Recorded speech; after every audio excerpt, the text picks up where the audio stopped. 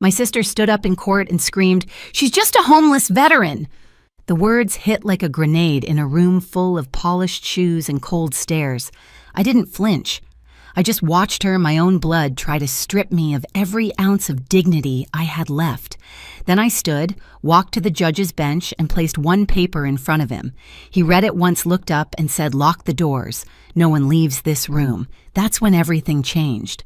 Before I tell you how it got that far, hit like and drop a comment. Where are you listening from tonight?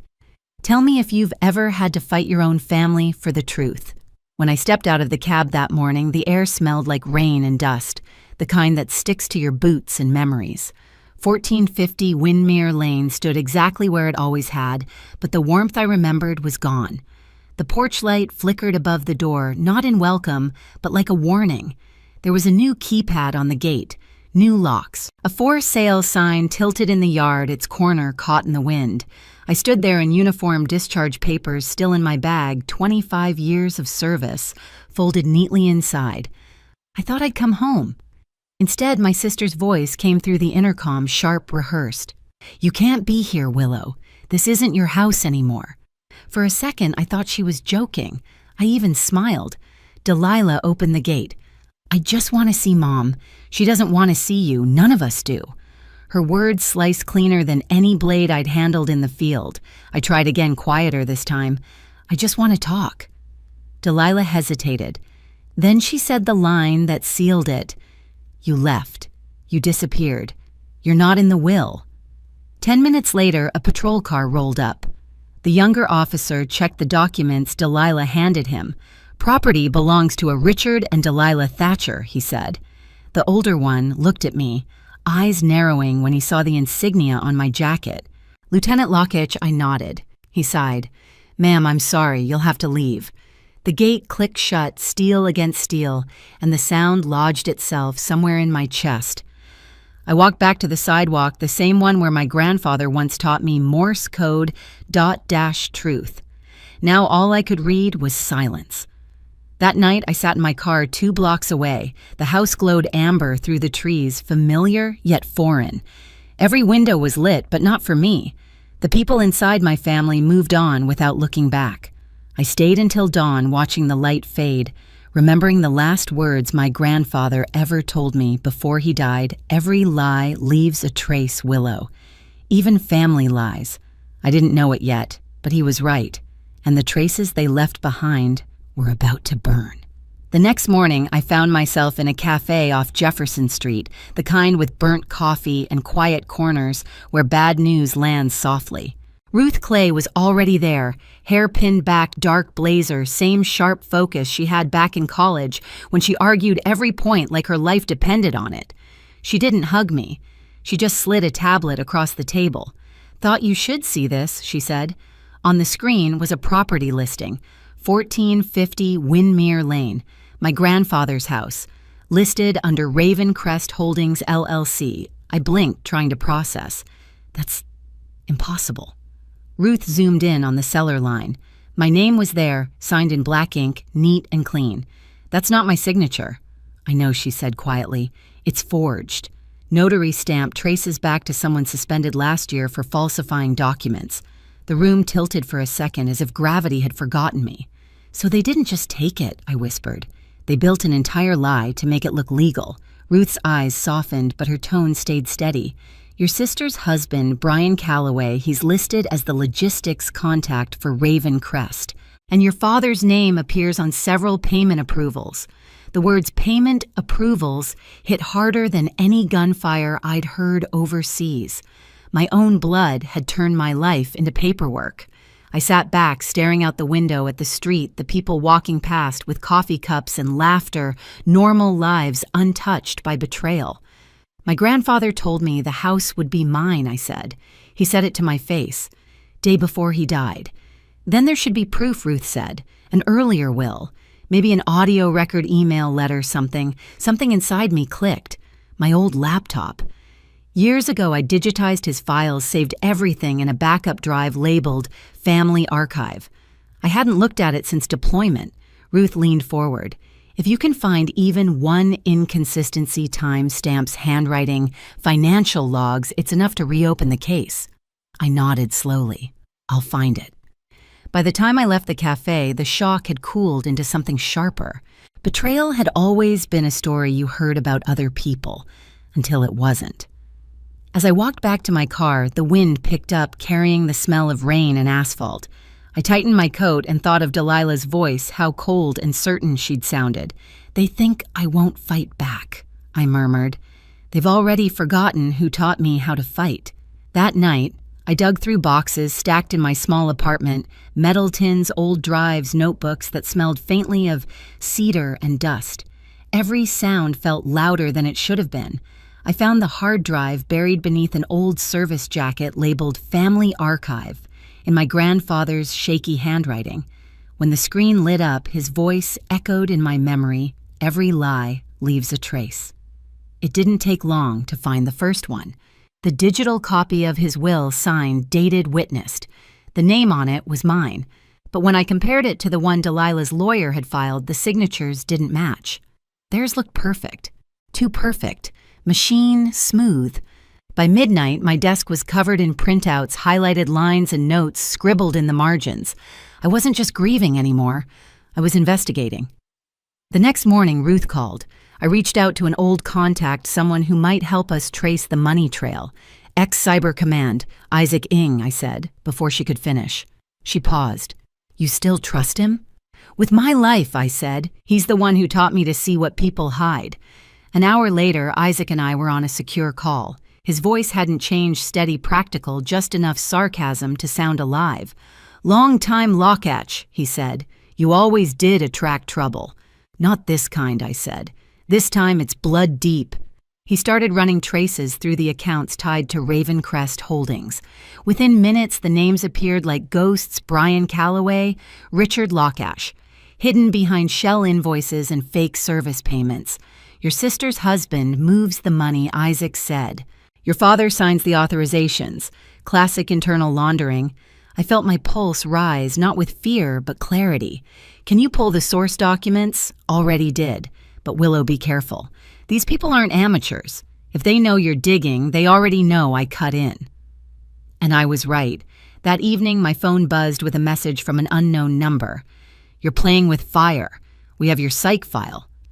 I stared at the screen, jaw tight.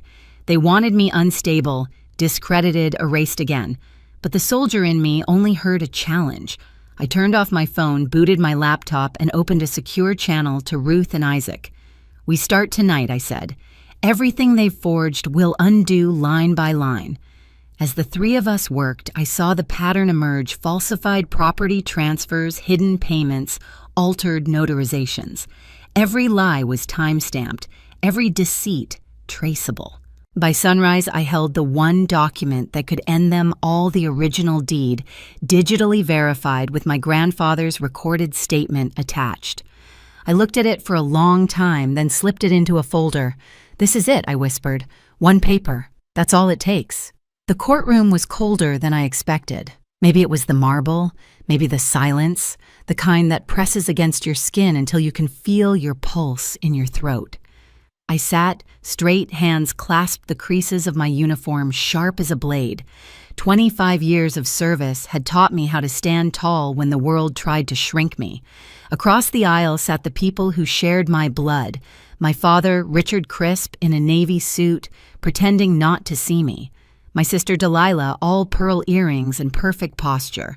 And Brian, her husband, scrolling on his phone like he was bored by justice. When the bailiff called my name, I rose. The title still sounded strange when someone else said it: Lieutenant Colonel Willow Lockach, Plaintiff. For a moment, I caught my father's eyes. They were calm, too calm. The kind of calm that comes from thinking you've already won. The proceedings began. The prosecutor laid out the evidence we'd spent months building: altered payments, falsified documents, notarizations under a suspended license. Ruth sat beside me, flipping through her notes, her movements methodical. She didn't speak much. She didn't have to. The truth was heavy enough to do the talking. But the defense came armed with venom. Their lawyer painted me as unstable, a soldier, haunted by deployment, unfit to manage property, incapable of distinguishing loyalty from paranoia. They called me erratic, bitter, a woman who can't move on. And then Delilah stood up. "She's just a homeless veteran," she shouted, voice cracking through the courtroom. The words hit like shrapnel echoing off the walls. The judge banged his gavel, calling for order, but the damage was done. Every whisper, every pair of eyes turned toward me. I didn't speak. I didn't even blink. I let her finish digging her own grave. When the silence returned, I rose. "Your Honor," I said quietly, "may I approach?" He hesitated, then nodded. I walked to the bench, heels clicking against the floor. Every step felt deliberate, final. When I reached him, I laid a single folder on his desk. "One document," I said, "from the original estate registry, verified by federal audit." He opened it, scanned the pages, then looked up. His expression changed, first confusion, then recognition, then something closer to disbelief. He tapped his gavel once. "Lock the doors," he said. "No one leaves this room." The entire courtroom froze. The bailiff moved to the doors, sealing them shut. Delilah's jaw slackened. Brian looked up from his phone, color draining from his face. My father sat perfectly still, the mask cracking in slow motion. The judge spoke again, voice firm.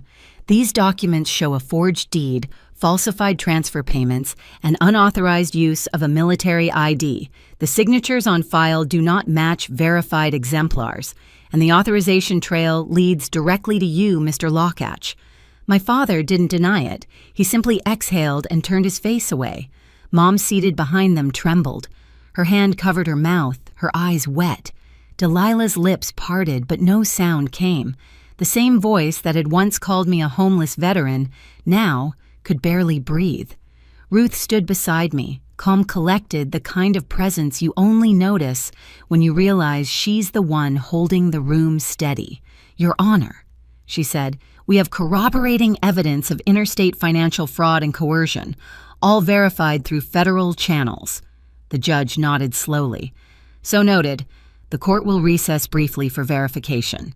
He left. The air didn't move. No one spoke. My father's attorney leaned over, whispering urgently, but Richard just stared ahead. Finally, he turned his head toward me. "You didn't have to do this," he said softly.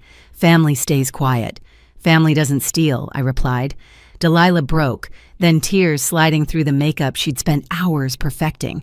"It was Dad's idea. He said you wouldn't care. You were gone. You had your career." I didn't answer. I'd already given her too much air to breathe. When the judge returned, his tone was clipped, precise, merciless. "This court finds sufficient evidence of fraud, forgery, and willful misrepresentation. The estate at 1450 Windmere Lane will be restored to the rightful heir pending criminal charges for the defendants." He looked at me. "Lieutenant Lockach, do you wish to address the court before sentencing?" I hesitated. Every version of anger I'd swallowed over the past year rose in my chest. But when I finally spoke, my voice was calm. "I spent my life fighting enemies I never saw," I said. "People I was told to fear. But the real war started the day my own family tried to erase me. I'm not here for revenge. I'm here for truth." Silence. The judge nodded, once eyes steady. "Then justice will follow." He turned to the defendants. Delilah Thatcher, 6 years. Brian Calloway, 8. Richard Lockach, 10. No parole. The gavel fell. No one moved. I watched my father's shoulders slump. My sister's face drain of color, my mother cover her eyes. The sound of cuffs clicking was soft, almost merciful. When they led them out, Delilah looked back one last time, her mouth trembling. I didn't meet her eyes. As the courtroom emptied, one veteran in the audience, a stranger, maybe 70, stood up, nodding once in my direction. "We don't stay erased," he said quietly. I nodded back. Outside, the wind was sharp, but it didn't sting. I walked down the courthouse steps, folder in hand, the paper that had cost me everything but given me back my name. They called me a homeless veteran, but you can't lose your home when it's built on truth. The news spread fast, faster than I expected. By the next morning, local headlines read, "Veteran exposes family fraud in courtroom showdown." I didn't read the full articles. I didn't need to. The verdict spoke louder than any interview ever could. Delilah was sentenced to 6 years for document forgery and obstruction. Brian got 8 for laundering through fake logistics accounts. My father, Willow Lockach, the man who taught me how to salute before I could spell my own name, was handed 10 years for orchestrating the scheme. No parole. Mom didn't speak during sentencing. When I saw her outside the courtroom, she was smaller somehow, shoulders hunched beneath a pale coat. She reached for me, then stopped halfway, her hand trembling in the air. I didn't know she whispered. I looked at her hand, then at her eyes. Maybe not. But you didn't want to know either. I didn't raise my voice. I didn't need to. Some truths don't need volume, they only need light. A week later, I visited 1450 Windmere Lane one last time. The front gate hung open now, police tape fluttering in the wind. The hydrangeas my grandmother planted had somehow survived, pushing through dirt that had been trampled by greed. I knelt beside them, brushing soil from the petals. "I kept your promise, Grandpa," I murmured. Every lie left a trace. I just followed them home. I didn't reclaim the house. I donated it to a veterans foundation that helps soldiers rebuild their lives. Let someone else find peace there, someone who still needed an address to start over. That night, I stood by the ocean, the sky streaked with gray and silver. The horizon felt endless, untamed, exactly how freedom should feel. For the first time in years, I wasn't fighting anyone. I wasn't defending myself. I was just still. Justice, I realized, doesn't roar. It settles. They called me a homeless veteran, but that was never true. I was never homeless. I was just unwelcome in the place I helped build. And sometimes that hurts worse than any battlefield wound. But I learned something in that courtroom home isn't 4 walls or a name on a deed. It's the truth you refuse to bury. I walk differently now, lighter. I don't carry bitterness, only memory. Every person who tried to erase me has to live with the echo of their own lies, and that's punishment enough. People ask if I regret taking them to court. The answer's simple no, because silence doesn't protect the innocent. It protects the guilty. So if you're listening and you've ever been told to stay quiet or let it go, don't. Speak. Shine light where they told you not to look. They thought they took my home. But what they really did was give me a story worth telling. If this hit close to home, drop a comment below. Tell me where you're watching from and what truth you'd fight for. And hit subscribe because the next story might be yours. At 8:14 a.m., my phone lit up with a message that ended my childhood in one sentence. We changed all the locks on the front door and also the gate code. We no longer trust you. No argument, no explanation, just eviction by text from the woman who once called me her greatest blessing. I stared at the screen until my hands stopped shaking, then typed back, "Noted."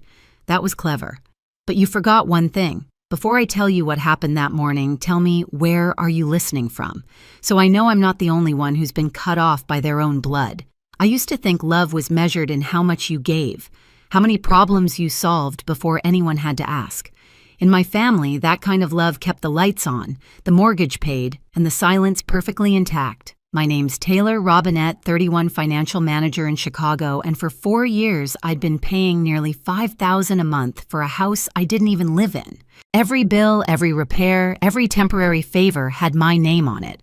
Mom said it was family teamwork. Dad called it doing the right thing. I called it survival. My mother, Elizabeth, was the kind of woman who could turn guilt into currency. Every sentence came wrapped in politeness but tagged with a price.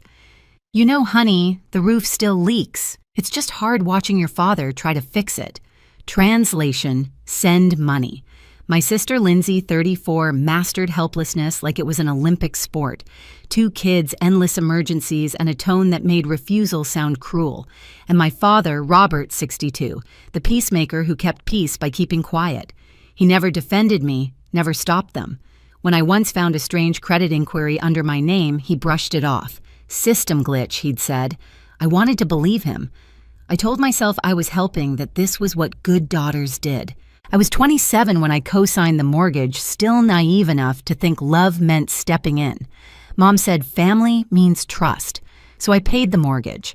I paid the property taxes, the insurance, even the internet bill so Dad could stream sports. When Lindsay's car broke down, I covered the repairs for the kids' safety.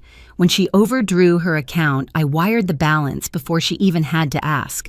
I kept spreadsheets to track every payments I labeled as temporary. That word used to make me feel safe, like I could stop anytime. But temporary has a way of stretching when no one else lifts a finger. The house became theirs. The debt stayed mine. Still, I clung to the idea that effort could earn affection. Every time Mom said, "You're keeping this family afloat," I mistook it for love. Every time she thanked Lindsay publicly for sacrifice, I swallowed the sting. It wasn't until much later I realized that trust in our house never meant safety. It meant silence. Now sitting in that quiet apartment staring at her message, I finally understood what she'd really taught me. Family in her language wasn't about belonging. It was about who paid the bills. It started with a Facebook post. I was waiting in my car outside a grocery pickup when the algorithm served it to me like a slap, my parents and Lindsay standing on the front porch of the house I'd been paying for. The caption read, "So proud of our daughter for building a home we can all share." My mother held a little wooden sign that said, "Home Sweet Home, a gift from Lindsay." I must have reread the caption 5 times waiting for my name to appear somewhere. It didn't. The comments rolled in like confetti. "She's amazing. You raised such a strong daughter, Lindsay. You're the rock of the family." I sat perfectly still, one hand on the wheel, as if moving would break whatever illusion was keeping me upright.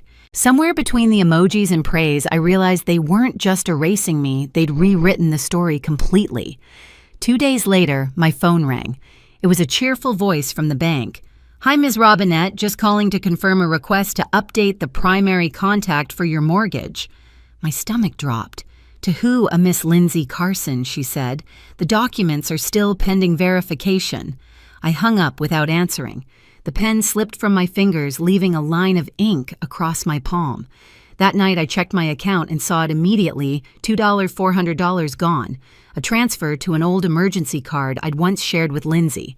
I texted her, "Did you use my card again?" 10 minutes later, "Don't make it a thing, Tay. The kids needed shoes." Another ping. "Mom, honey. Lindsay's just going through a rough patch. Let's not start a war over a few dollars." A few dollars. I stared at those words until they blurred. It was never about money. It was about what it proved. When Lindsay needed help, it was urgent. When I needed fairness, it was inconvenient. That same night, my phone buzzed again, this time the family group chat. They'd renamed it Family Circle. Someone had sent a meme, a man handing over his wallet with the caption, "Big Sponsor Energy." My cousin tagged me. Dad replied, "Keep the donor happy." I left the chat. They added me back with balloons. I left again. That time I blocked them all. The next weekend I drove to the house to mow the lawn, still paying the landscaper was pointless, Mom always said. The air was heavy with the smell of cut grass. When I stopped to get water, voices drifted through the open kitchen window, my mother's low and pleased, Lindsay's bright and smug. "Did you see her face when Aunt Karen asked about the deed?" Lindsay laughed. Mom's voice followed soft but giddy. "It's almost done. Once the paperwork clears, there's nothing she can say. She's the one who put her name on the loan. Her problem now." Lindsay snorted. "She's always been a guest with a wallet." And then Mom's final blow. "She's not family anymore. She's just a sponsor." I didn't move. The water bottle slid from my hand, hit the grass, rolled toward the mower. I didn't even pick it up. My body felt hollow, like someone had scooped me out and left the shell standing. People think rage feels hot, but this wasn't heat. It was ice. Every word froze into something sharp and clean. In that moment, I stopped wanting to be part of them. I stopped wanting explanations or apologies. I only wanted truth and control. That night, I didn't cry. I didn't even pour a drink. I just sat at my desk, the light from my laptop spilling across a stack of unopened mail. Mortgage statements, repair invoices, receipts with my name in the corner. Every piece of paper was proof of the lie I'd been living. I opened my banking app first, then the spreadsheet I'd been keeping for years. Line by line, I traced the payments, mortgage taxes, roof repair, daycare, groceries. 4 years of what they called help added up to $724. The number didn't scare me anymore. It steadied me. At 11:46 p.m., I canceled every automatic transfer. The next payment was due on the 15th. Not this time. I typed one short message to my mother, noted. That was clever. But you forgot one thing. No emoji, no signature. Just a full stop at the end of a 4-year sentence. Then I began my audit. I pulled up old texts, emails, photos, each one a receipt for their entitlement. I labeled folders, payments, bills, messages, audio. And when I replayed the voice memo I'd accidentally recorded through the open kitchen window, I renamed it Kitchen Truth. For the first time in months, I slept through the night. 3 days later, a thick white envelope slid under my apartment door. Inside, an invitation printed on gold paper, "Please join us in celebrating Elizabeth Carson's 60th birthday." Across the bottom, a quote shimmered in cursive, "A house is not a home without family." I laughed out loud. The sound startled even me. I pinned the invitation on my fridge right next to my spreadsheet printout. 2 shrines side by side, one to their fantasy, one to my reality. That week, I called my grandfather William. He was the only one who ever spoke to me without needing something in return. When he picked up, I didn't even say hello. "They called me a sponsor," I said. He exhaled slowly. "Then it's time they learn what happens when a sponsor stops sponsoring." He was right. I didn't need revenge dressed in rage. I needed precision. So I started preparing. I printed every payment record and organized them by month like case files. I downloaded the audio clip. I saved screenshots of the group chat, the memes, the laughter, my father's jokes. I even pulled the credit report showing the system glitch from last year. By the time I finished, my apartment looked like an evidence room. I didn't plan to confront them. Not yet. I wanted silence to do its work first, to let them wonder why the next mortgage payment never came. Because silence, I'd learned, makes people louder. When they finally reached out, it wouldn't be to apologize. It would be to panic. And that's when I'd remind them the only thing more expensive than betrayal is proof. The night of the party, Chicago air felt heavy, like the sky itself was holding its breath. I arrived 10 minutes late on purpose. The banquet hall glowed gold and green, the same colors my mother always chose, royalty tones, she used to call them. Waiters floated between tables with champagne flutes. Everyone smiled in that tight, performative way families do when they're pretending everything's fine. I stood by the entrance for a second watching. A slideshow played across a large screen, vacations, family photos, holidays. When an image of the house appeared, the crowd clapped. My mother's voice, sweet and proud, echoed through the speakers, built with love, kept with trust, and now passed down with pride. Trust. The word hit like static. I walked toward the front heels clicking against the marble floor.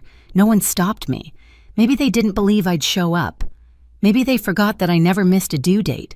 Lindsay was on stage, microphone in hand, smiling for the cameras. "This home represents sacrifice and love," she said. "We've all worked so hard to keep it." I almost laughed. Worked, I wanted to applaud the performance. Instead, I waited until the applause died, then took 2 steps forward. The mic squealed as I spoke.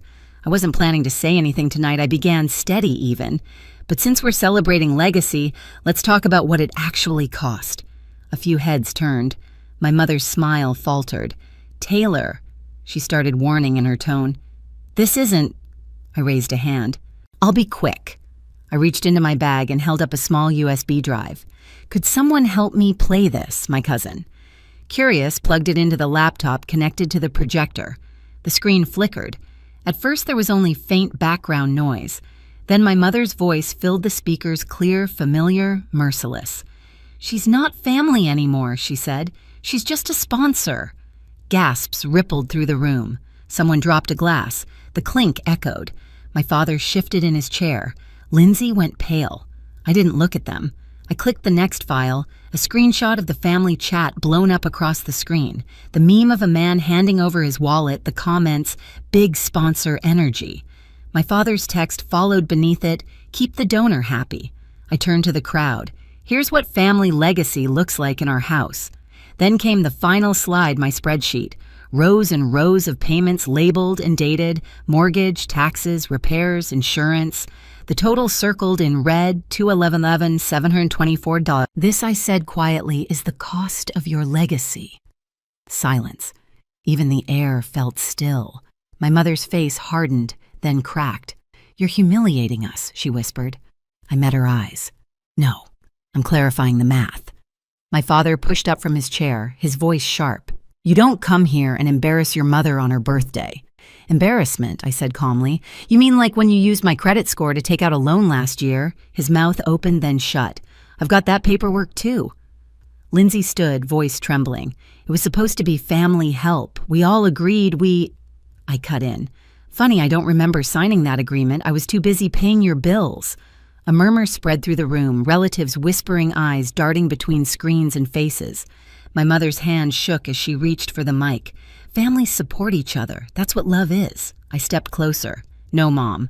Families thank each other. Love doesn't come with invoices. The room went completely quiet. The slideshow froze on the image of the house, its front porch bathed in warm light, the wooden Home Sweet Home sign swinging gently. I stared at it, realizing for the first time how small it looked compared to everything I'd given up for it. Then from the back of the room, a familiar voice broke the silence. Enough. Heads turned. My grandfather, William Robinette, was standing by the doorway, cane in hand, eyes burning through the crowd. He moved slowly toward us, the sound of his cane tapping the floor, louder than the murmurs around him. He stopped beside me, took the microphone, and faced my mother first. You raised a thief, he said softly, the words cutting deeper than a shout. He turned to my father. And a coward. Gasps again. My mother's lips trembled. Dad, please. He raised a hand. I've heard enough excuses. Taylor, he said, turning to me, I read your message. You were right to stand your ground. The crowd was silent, hanging on his every word. Last week, he continued, I changed the trust. Lindsay's name is gone. The property and the family accounts, they're yours now. Lindsay's jaw dropped. You can't do that. Grandpa didn't look at her. Legacy isn't a birthright, he said. It's behavior repeated. And you've repeated nothing but greed. The room erupted, half in whispers, half in stunned silence. My mother's face went pale, then red, then pale again. She looked like she wanted to scream, but no sound came out. I took the microphone back, my voice steady. You changed the locks, I said, echoing her text. But I changed the keys. I set the stack of invoices on the gift table beside the wrapped presents, turned toward the exit, and walked out. No one stopped me. Not a single person called my name. The doors closed behind me with a soft click, the kind that sounds more like freedom than an ending. Outside, the night air was cool against my skin. The city lights shimmered in the distance, reflected on the river like fragments of something finally broken and finally mine. I pulled my blazer tighter and exhaled. For the first time in years, I didn't owe anyone anything. 72 hours later, the notification arrived. Incoming wire transfer, 211's, $724. No sender name, no apology, just digits, clean, cold, and final. I stared at the number for a moment, then closed the laptop and let out a breath I didn't realize I'd been holding. The silence that followed wasn't empty. It was earned. I brewed tea instead of coffee that morning. No alarms, no calls, no messages asking for a little help. For once, the world felt level. I replied to their lawyer with one line, transaction received. No further contact necessary. Then I deleted the thread. Later that week, I drove to my grandfather's house. He was on the porch, cup of tea in hand, waiting like he knew I'd come. They paid, I said. He nodded. Of course they did. Guilt always pays late, but it pays. We sat in comfortable quiet for a while before he spoke again. Forgiveness requires accountability, Taylor. They haven't earned it. I know, I said. Peace doesn't need their permission. He smiled faintly. Now you sound like someone who finally understands the cost of freedom. When I left, the sun was low and warm, painting the porch in gold. I realized that peace doesn't announce itself, it just arrives quietly after the noise dies. They changed the locks. It was the first thing they'd done for me in years. They changed the locks. I changed my life. And for once, the silence between us didn't ache, it felt clean. I used to think family was something you earned by giving enough. Now I know real love doesn't invoice you. So if you've ever had to draw a line with people who share your blood, know this, you're not alone. Share your story below and hit subscribe. Because somewhere out there, another person is learning the same truth. I did peace isn't given, it's reclaimed.